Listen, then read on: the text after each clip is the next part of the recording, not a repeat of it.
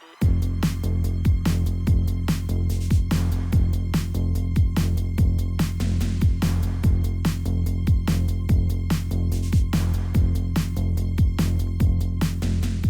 and welcome to YCFT. It is another sunny day here, and we are talking about Scooby-Doo on Zombie Island. Yeah, we are. In particular, kind of starting potentially a new series of horror or not.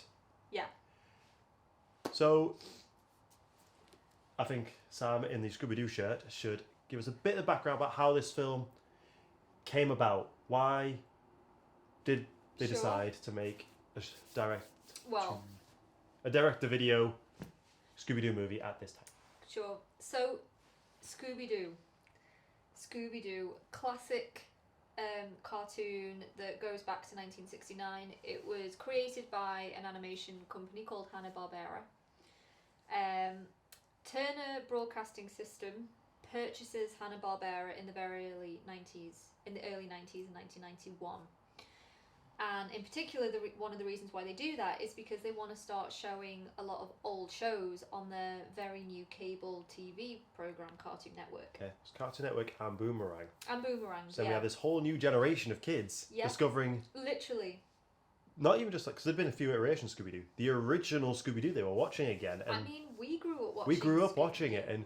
We were born in the total wrong generation, and yet we were raised with the same shows. Arguably, our generation loved Scooby-Doo more than the generation it was made for. Yeah, I had childhood memories every morning before I went to school watching 1969's classic Scooby-Doo. We together watched several specials. Like, I absolutely love The Reluctant Werewolf.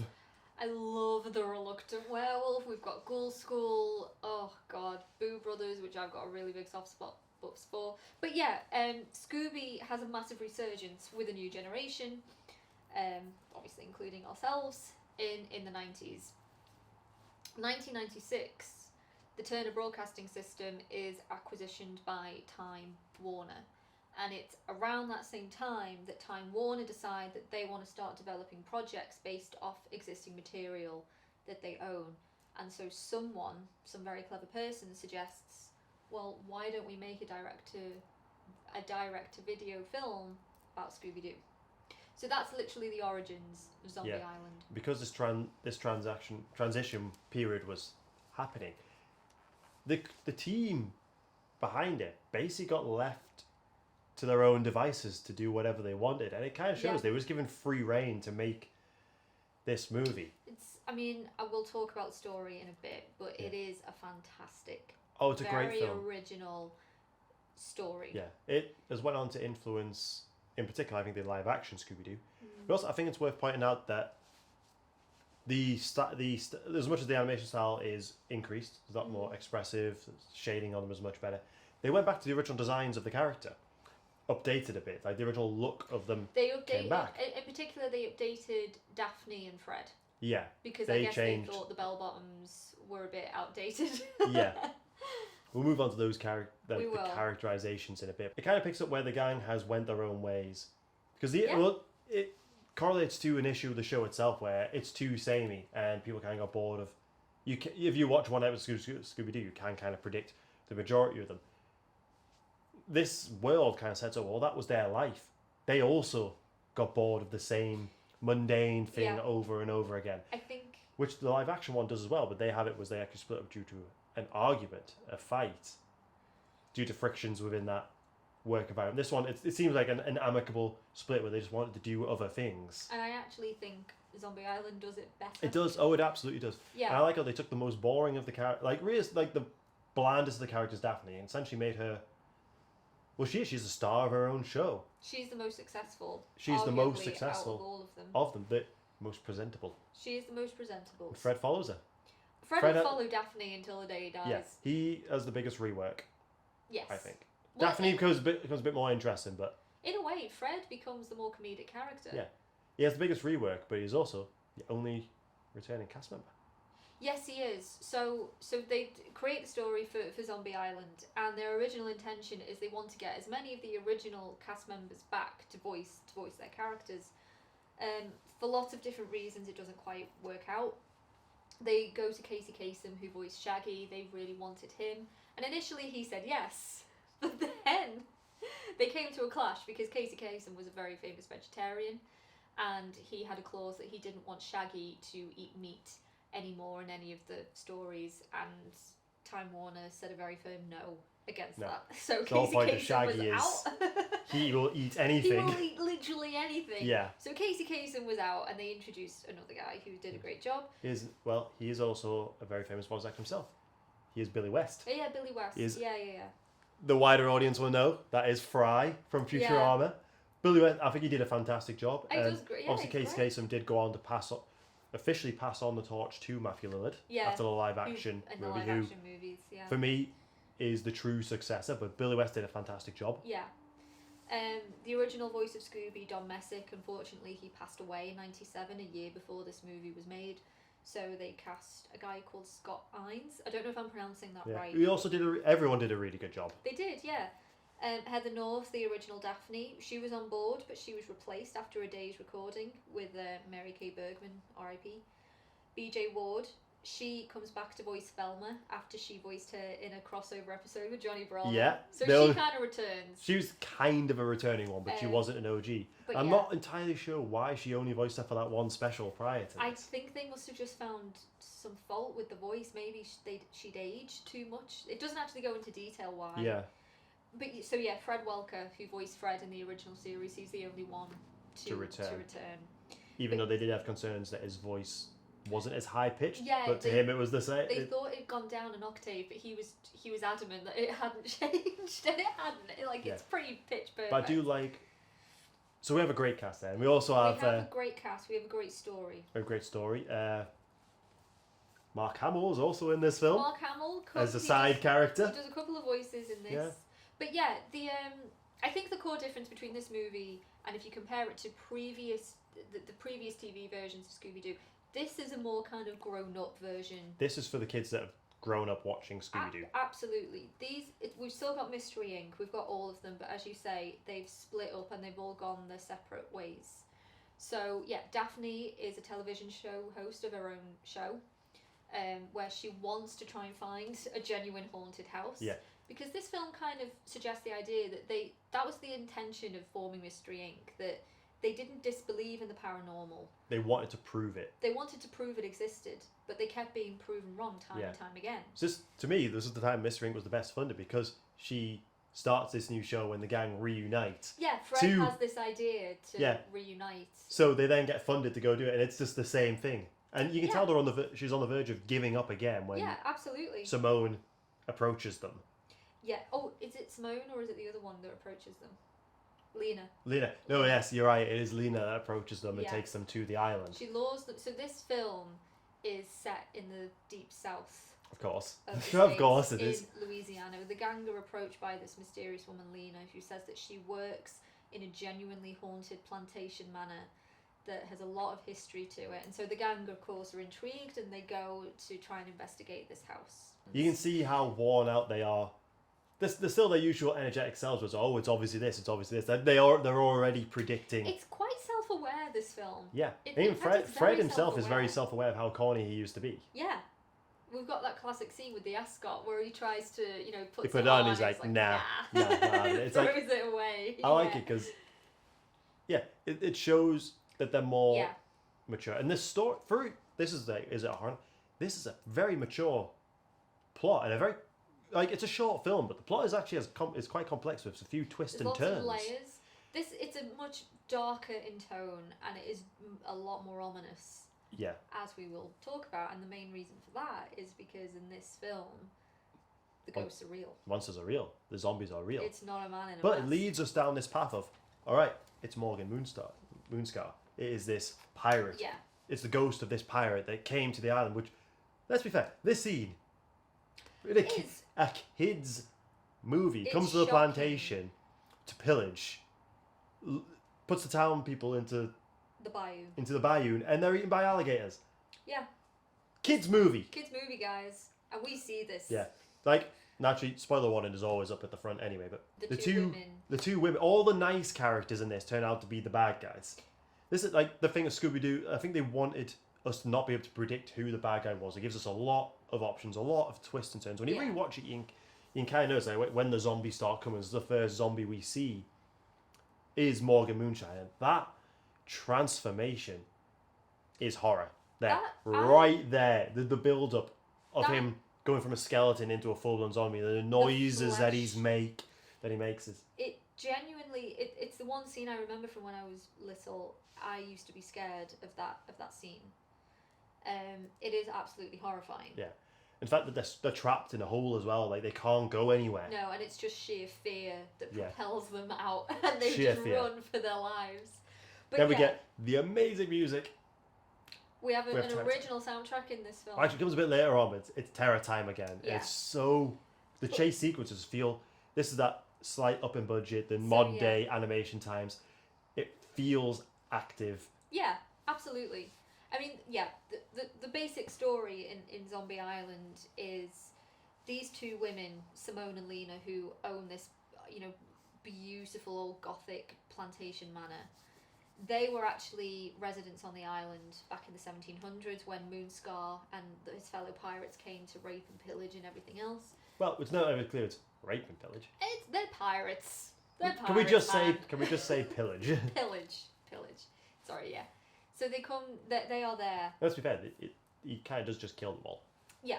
They are there at the time. They manage to hide and they pray to their cat god for vengeance. They are then swiftly turned into cat people, cat people. And they trap the souls of the pirates on the island, who then become zombies. But the kind of deal is that they can be immortal, but they have to keep luring tourists to the island to kill them. And therefore, it's kind of... it doesn't go into detail just how many people they have supposedly killed on this island. But there's a lot of zombies on this island. We see a lot of zombies. We see a lot of different types of zombies. Like, you can tell by the way they're dressed. Some are tourists, some are soldiers. Yeah. We also have ghosts in this film. We have a ghost of a sort of Confederate soldier. Yeah, but we also see Moonscar's ghost. We do see Moonscar's ghost, yeah. Yeah. There's a lot going on in this film, but all of it's real, guys. All of it's real. It's that scene that kind of like cements it for the entire gang. So when they have that zombie, it's sat down, they're trying to pull its mask off. Captured a zombie. Which they do try to replicate that in the live action one as well, with Velma putting on. It's like, it's a man match and pull the monster's head off. Yeah. The pullen's like, oh, it's rubber. Like, it's rubber. Like, I don't know, Fred. It feels really very real. It's pulling. Maybe it's this. Maybe it's that. Maybe it's animatronic. Maybe it pulls off. Maybe it's real. You can feel it. Real. I like the moment as well during that scene where they're trying to demask the zombie, and Fred, as he's trying to pull the face off, the mask off, he goes through all the different suspects that it could possibly be. It's the gardener. No. It's the ferryman. No. It's so-and-so. It's so-and-so. No. Then the head eventually comes off and... Real. Oh, it's real. The lighting on it and everything looks incredible. That, for me, those two scenes, Morgan Moonscar's assembling himself, and that to me makes it, this is a horror. This is a horror film for kids. Also, it's a genuinely compelling mystery. Yeah. As well. I mean, again, going back to how this is a more mature version of what we've seen before, like, if anyone who's seen the classic Hanna-Barbera Scooby-Doo will know that feasibly, whoever the villain is, whoever the ghost, it's one of the first people you meet. It's one of the only people that you meet. They only ever introduce like one or two random characters, so feasibly, right, it's got to be so and so. Whereas this, right, we have the two ladies who run the plantation. The two ladies. We have the boatman. We have the boatman. Yeah. We have Jacques, who is the ferryman. The ferryman. We have Morgan Moonscar. We've got Beau, who is a supposed gardener on the island. He turns out to be an undercover FBI agent. Yeah. There is a lot of characters here that there's never been so many characters in a Scooby-Doo film before. It's a whodunit. Yeah. Really, and yeah, there's a big twist. Morgan Moonscar somehow ends up becoming a bit of a weird anti-hero. There's a lot. Well, so this is something I did want to talk about. I think this is probably the first time in a Scooby-Doo film or TV show where moral ambiguity is introduced. Yeah. It's not something we've seen for the kids before, where we kind of have the idea of an anti-hero. The pirates were not good in life, obviously, but they are trying to warn the gang to get off the island. Yeah. And then we have the two women who were wronged in life and who suffered this enormous tragedy. And now they're just doing what they need to do to survive. Yeah. So there's a lot. Yeah, there is moral ambiguity here, and yeah, we see the flashback of the town being eaten by alligators. This is the first time that the ghosts are real. The implication of just how many people have been trapped on the island. We see the transformation of Moonscar, even just like the setting of the Deep South, the plantation. The Gothic manor. Yeah. This idea of historical trauma in this film that a lot of the characters have suffered. You've got the Confederate mansion. There's so much going on in this film, and yet it's not got a long running time. No, it's only about 90 minutes, isn't it? Maybe even a bit less. A little less, but it's just very well done. Yeah, I mean, there's the typical Hanna-Barbera shortcuts in animations, because it still didn't have a massive budget. It was direct to video, but where it shines is that it is definitely a step up from the TV series. It feels like a natural continuation of the series. It doesn't treat your audience like idiots. No, absolutely not. And it kind of proves that kids can handle a more complex story arc. Yeah, they can take it and they can appreciate it. And I really like some of the elements that they took from this into the sequel, The Witch's Ghost, which we will end up having to talk about at some point, because Witch's Ghost is also a really good film. Yeah. But this, in terms of horror or not, this is a horror in a lot of ways. This is a horror film. This is a genuinely good horror film. And I'd say it's a good gateway for kids. It is definitely a good gateway horror. And it is. I remember, because it used to air on Cartoon Network. They'd air it like 2 or 3 times a day, and I watched it so much. Yeah. And it devastates me that there isn't a Blu-ray release of it. No, I would get it in a heartbeat. Yeah. But yeah, it's I was trying to find the actual study, but I did remember reading ages ago that there was an actual scientific study that was done in America on adults, and it turns out that an overwhelming percentage of people, if they grew up watching Scooby-Doo, then turns out they became horror fans in later life. There's a direct correlation. Yeah, there's also still a lot of people that watch horror films are usually better handled for tougher situations in life. That's true. That's totally true. But when you also look at the classic formula of Scooby-Doo, you've got a group of teens who are being chased, usually by a masked villain. Yeah. And there's a reveal at the end. Kind of the bedrock for most slashers. Yeah. Would you say? Yeah, it is. Is Scooby-Doo responsible for a lot of the classic horror films? Is this the first thing that actually introduces death into the Scooby-Doo world? Probably. Because people don't usually die in the original series. No. There's a at the scene near the end, spoiler, but again, but where the cat people, their time runs out, and that then enables all the souls on the island to be released. Yeah. That's a pretty... Again, that's great animation. It's great animation. It looks fantastic. But I mean, it just... when you think about the implication of that, we're literally seeing souls being released into... How many people have died? Supposedly heaven. That's not something we've seen in a Scooby-Doo film before. No. It's a great little film that we will revisit a lot. But to answer the question... Is it horror? Yes, it is. Yeah, absolutely. Might not be particularly scary to an older audience, but the elements in there are undoubtedly horror. Absolutely. It's a great film to watch. Yeah. If you can locate it, you can rent it on Amazon at this moment in time. I'd highly advise checking it out, especially if you were a fan of Scooby-Doo back in the day. And if if you're thinking maybe you've got kids or you've got young people in your life and you want to maybe introduce them to the genre, I would say this is a fantastic start. Yeah. Absolutely. And then watch Reluctant Werewolf. And Witch's Ghost. Just watch the specials. And Alien Invaders. Yeah. Just Alien Invaders is it's good, okay. man. It's okay. For me, Witch's Ghost is almost as strong as Zombie Island for me. Yeah, I'd agree with Zombie that. Island is out of the 4 films that came out in this era, which is Zombie Island, Witch's Ghost, Alien Invaders, and Cyber Chase. Zombie Island is undoubtedly the best. Yeah. I think there's very, very few people would argue its legacy against is strong, and you touched on it at the beginning, but for sure the live action films borrowed heavily from Zombie Island. Yeah, the setup is nigh on identical. Yeah, absolutely, and even in terms of what they did with the characters, I think. Yeah, even to an extent, taking them to an island for the plot. Taking them to an island, seeing the progression of Daphne become something less of a damsel. Yeah. More comedic elements for Fred. Yeah. It's it's there. The live action, I think, develops Shaggy more as a character as well. It does. Yeah, it does. It makes him more... Because I do think Scooby and Shaggy are really great in this film as well. But they were also really great in the series because they're the ones you spend the most time with. Yeah. They always have a good dynamic. Yeah, they do. Always. There's a line that I love. I think it's in The Witch's Ghost, which kind of comments on, again, like them doing the same thing over and over again. So when Fred says, "Let's split up, gang." Like, let's split up. And then Scooby Jaggy almost, oh, wait, I didn't say how we're going to do it. Did we do it any other way? Yeah, they just start to walk off together. This film and Witch's Ghost, they're so self-aware. Yeah, very self-aware. And yeah, it's like Scooby and Shaggy know where they are and... Yeah.